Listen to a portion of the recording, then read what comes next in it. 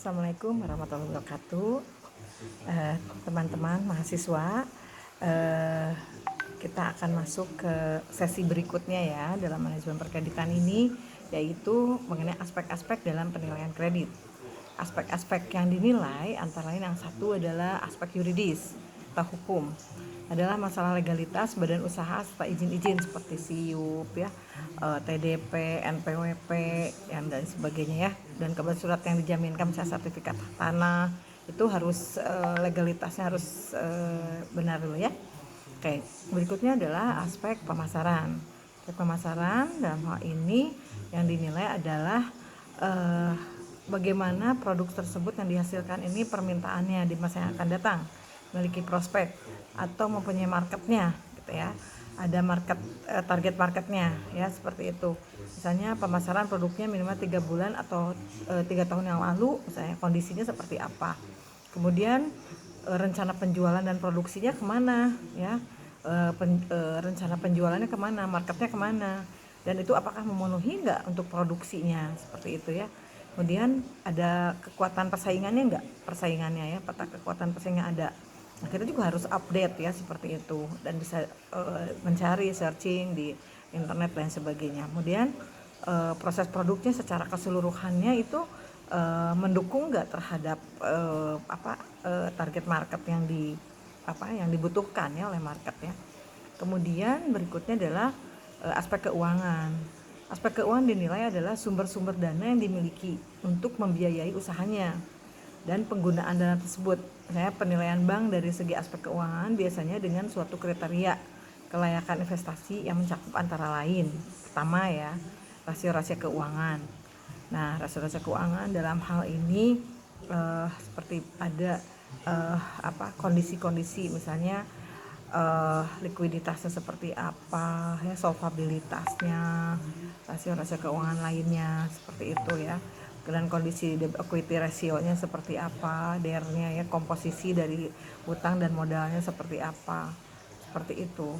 Kemudian payback period, hitungannya seperti apa. Kemudian ada net present value dan profitabilitas index, internal rate of return kalau untuk kredit investasi ya, dan ada BEP ya, seperti itu. Kemudian berikutnya adalah aspek teknis atau operasional. Nah, aspek ini membahas masalah yang berkaitan dengan produksi, seperti misalnya kapasitas mesin yang digunakan, kalau produksi apakah memadai tidak. Nah, apakah produksi tersebut bisa sustainable, dan apakah memang sudah masih up to date atau sudah tertinggal zaman, misalnya seperti itu ya, sehingga sustainability dari produksi itu sendiri bisa dipertanggungjawabkan untuk seandainya marketnya itu membutuhkan banyak ya, dan disesuaikan. Kalau ada market sekian, ekspansi sekian, produksinya cover enggak gitu ya, kapasitas produksi maupun kapasitas mesin maupun kapasitas perdagangan yang ada, misalnya bahan baku dan sebagainya ya, dari mulai bahan baku, bahan pembantu dan lain sebagainya. Oke. Kemudian yang berikutnya adalah aspek manajemen. Aspek manajemen itu adalah menganalisis dampaknya terhadap perekonomian dan masyarakat pada umumnya. Misalnya dari sisi manajemen dan organisasi, siapa saja sih yang melaksanakan manajemen tersebut ya, yang melaksanakan manajemen tersebut siapa, orang-orangnya siapa ya, apakah orang-orang tersebut bisa diandalkan untuk memiliki perusahaan tersebut dan sustain dan bisa membayar kreditnya secara optimal, seperti itu. Kemudian aspek manajemen lainnya itulah organisasinya seperti apa ya, organisasi di mana di perusahaan tersebut mendukung tidak ya, dan organisasi yang di bawahnya ya, di bawah direksinya, kepala divisinya, kemudian kepala lainnya, kepala produksi, kepala marketing dan sebagainya, itu dicek seperti apa, kemudian mumpuni atau tidak ya di situ. Nah, nampaknya kita menganalisis itu dalam sekali ya, mumpuni atau tidaknya dilihat dari penilaian kinerja ya, tentu ya. Nah, kemudian dari sisi manajemennya juga, manajemen tersebut mendukung nggak ya terhadap perekonomian ya, misalnya dari mulai perencanaannya ada ya, perencanaannya untuk apa, misalnya untuk meningkatkan ekspor barang misalnya, Terus kemudian dari sisi manajemen SDM-nya mengurangi pengangguran ya tujuannya. Kemudian meningkatkan pendapatan di masyarakat itu sendiri ya, mendukung ya. Kemudian tersedianya sarana dan prasarananya di manajemen tersebut dan membuka isolasi daerah tertentu misalnya seperti itu. Kemudian selanjutnya itu aspek yang terakhir adalah aspek AMDAL ya, analisis dampak lingkungan. Nah, menyangkut analisis terhadap lingkungan baik darat, air atau udara jika proyek tersebut sudah dijalankan. Nah, sekarang ini sudah ada namanya aspek sustainability lingkungan ya, sustainability environment. Jadi bagaimana analisis terhadap dampaknya dari lingkungan tersebut, apakah akan mematikan lingkungan tersebut sustain atau tidak ya, misalnya membangun hotel misalnya, tetapi dia tidak membuka jalan atau tidak membuka lahan hijau apa dan sebagainya yang akan merusak lingkungan tersebut ya. Oke. Berikutnya adalah masuk ke prosedur dalam pemberian kredit ya. Nah, pertama prosedurnya itu adalah pengajuan berkas-berkas ya. Jadi nanti nasabah itu mengajukan dengan mempunyai latar belakang perusahaannya, besaran kredit dan jangka waktu, cara pemohon mengembalikan kreditnya seperti apa, ya, mau ada sumbernya tentu ya, cash flow-nya dan jaminan kredit, ada akte notaris, TDP, NPWP, neraca ya, laporan keuangan ya. Kemudian fotokopi sertifikat jaminan ya. Kemudian penilaian dapat kita lakukan untuk sementara ya, dengan membaca neraca dan laporan rugi laba aja kita bisa menggunakan rasio-rasio antara lain yaitu current ratio ya, asset test ratio, kemudian inventory turnover, kemudian sales and receivable ratio, kemudian profit margin ratio, return on net worth ya seperti apa, kemudian working capital ya. Berikutnya adalah penyelidikan berkas pinjaman ya. Tujuannya adalah untuk, itu yang nomor 2 ya. Nah, tujuannya adalah untuk mengetahui apakah berkas yang diajukan sudah lengkap sesuai dengan persyaratan misalnya gitu ya. Nah, apakah sudah benar jika menurut pihak perbankan belum lengkap dan cukup, maka nasabah diminta untuk segera melengkapi, dan apabila sampai batas tertentu nasabah tidak sanggup melengkapi kekurangan tersebut, maka sebaiknya permohonan tersebut dibatalkan atau tidak dilanjutkan ya. Nah, berikutnya adalah wawancara pertama, merupakan penyidikan kepada calon peminjam yang langsung berhadapan dengan calon peminjam untuk meyakinkan bahwa berkas tersebut sesuai dengan lengkap enggak gitu ya. Kemudian lakukan on the spot datang ke lapangan ya, ke lokasi, ke objek yang dijadikan usaha atau jaminannya ya. Misalkan yang jadikan usahanya apa, pabrik atau pertanian atau peternakan atau perdagangan, kita lihat tokonya di mana, pabriknya di mana ya, harus langsung dilihat ya. Kemudian ada jaminannya itu apa, berupa tanah seberapa luas, berupa bangunan seberapa luas gitu ya. Nah, kalau tanah 2 meter kali 1000 meter kan bentuknya seperti apa coba, kalau 2 meter kali 1000 meter nampaknya seperti luasnya 1000 meter, tapi 2 meternya kali 1000 meter jadi seperti jalan biasa kan, nggak bisa dipakai apa-apa. Nah, itu seperti itu. Kemudian jaminannya ada di mana, apakah ada di sisi jurang misalnya gitu ya, ada juga jaminannya yang bagus ya. Nah, itu bisa di cover ya, kita akan jadi confidence ya untuk si analis ya, apabila jaminannya bagus ya. Artinya apa, itu ada namanya second line ya. Kalau yang the first line itu adalah yang penting usahanya bagus. Nah, kalau second line itu adalah jaminan jika terjadi sesuatu risiko ya, di mana gagal bayar nantinya. Nah, jaminan tersebut masih bisa dibayarkan atau dijual ataupun dilelang itu seharga lebih daripada menutup cover kreditnya tersebut ya. Jadi makanya nilai jaminan itu tidak boleh kurang dari 125% dan itu memang tergantung dari banknya ya. Kemudian berikutnya adalah wawancara kedua, artinya sudah ada berkas, kita sudah datang ke lapangan ya.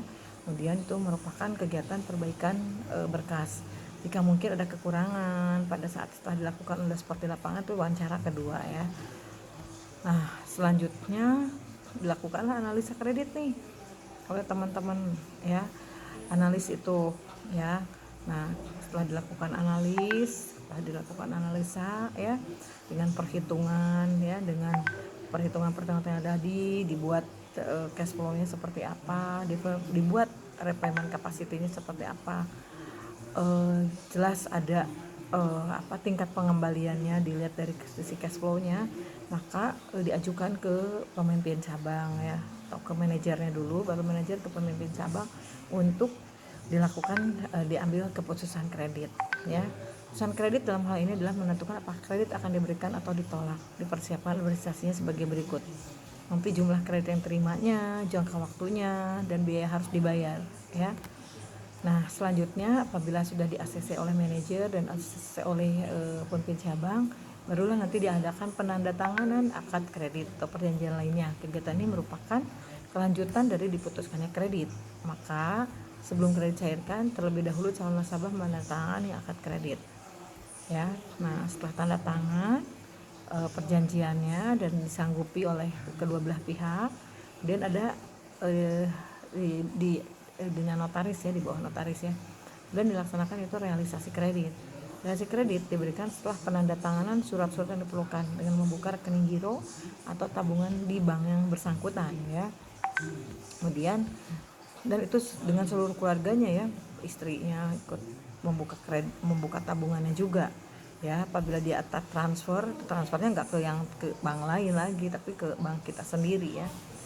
Nah, misalnya begitu realisasi kredit ada dana-dananya masuk ke rekening giro atau tabungannya dia.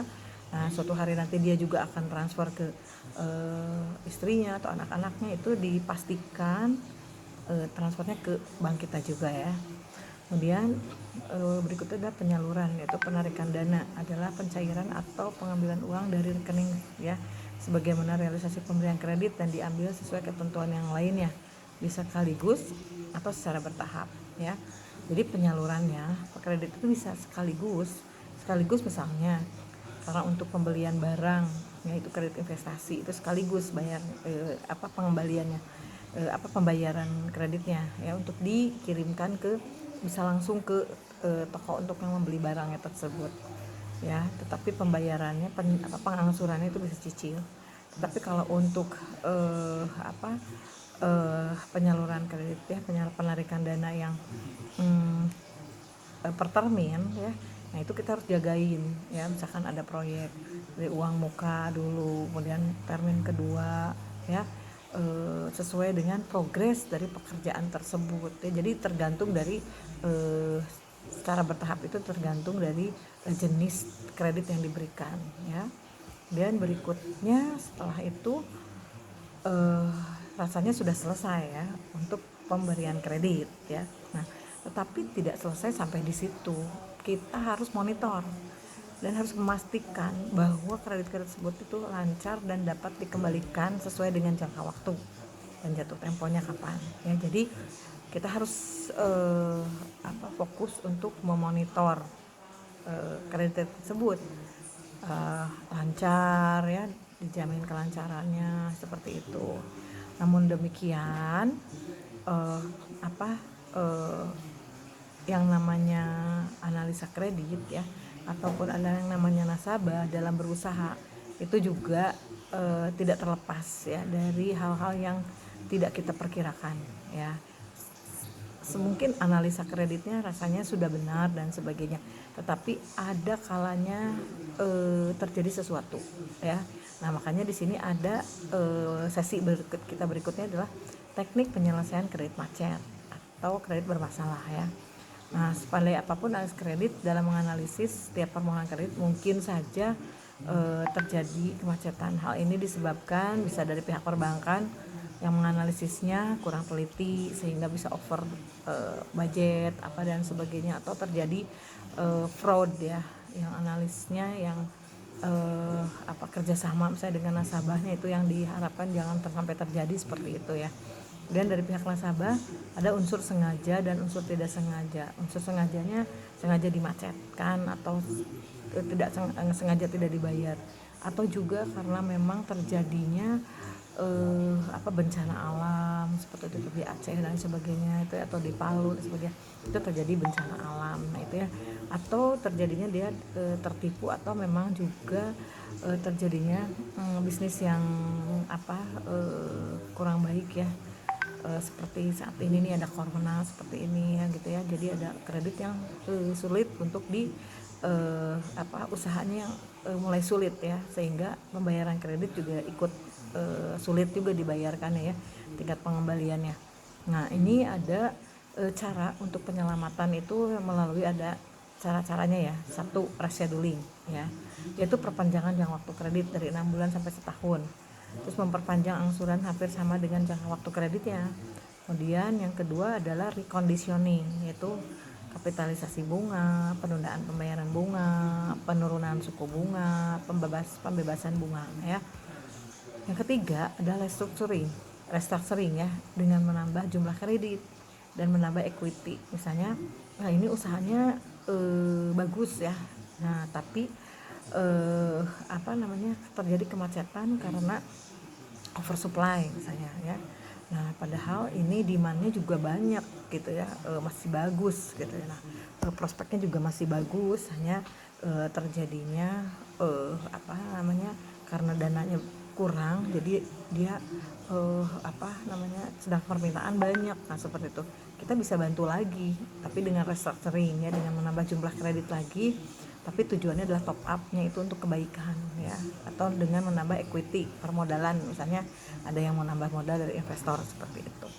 Kemudian merupakan kombinasi dari 3 jenis tersebut, bisa dari restructuring memperpanjang, kemudian kapitalisasi bunga juga, terus penurunan suku bunga juga, restructuring juga tuh sekaligus ya, seperti itu. Nah tetapi jika sampai terjadi kemacetan dan tidak bisa dielakkan lagi dari sisi nasabahnya, usahanya sudah tidak memungkinkan untuk dilanjutkan, dan itu sudah menjadi sudah tidak bisa ditagih lagi, maka kita harus diadakan penyitaan jaminan. Itu merupakan jalan terakhir apabila nasabah sudah tidak punya itikat baik ataupun sudah tidak mampu lagi membayar semua hutang-hutangnya, seperti itu ya. Jadi teman-teman mahasiswa, untuk menunjang kalian nanti suatu hari bekerja sebagai analis kredit, itu kira-kira yang menjadi materi untuk sesi ini ya. Ya terima kasih ya.